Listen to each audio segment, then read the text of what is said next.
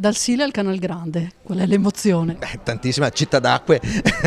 No, l'emozione è grandissima, è un primo giorno molto emozionante, è un ruolo molto importante quello di fare il capo delle opposizioni, il capogruppo del Partito Democratico, e vogliamo vestire questa opposizione in modo serio e costruttivo, perché questo Veneto ha bisogno di azioni concrete molto forti.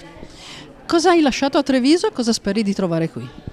Ma io ultimamente ho lasciato il mio lavoro, nel senso che era 7 anni che facevo l'avvocato, è un lavoro che mi piace molto, e quindi è un ritorno alla politica attiva, al fatto di fare politica in ruoli istituzionali, e quindi sono molto felice di questa ripartenza in un organo legislativo, in un organo che può veramente impattare in modo positivo sul Veneto. Le prime cose che ti vengono in mente che vorresti proporre a questo nuovo Consiglio, a questo nuovo Presidente? Beh, vorremmo ascoltare, soprattutto essendo l'opposizione abbiamo il vantaggio che la prima mossa la fa la maggioranza, e quindi mi piacerebbe avere dalla maggioranza rassicurazioni che difenderà con forza la sanità pubblica. Penso che sia la sanità diritto universale, la sanità diritto e non merce, penso che sia una cosa che sta a cuore a tutti i veneti. Mi piacerebbe sentire parole di chiarezza su questo tema.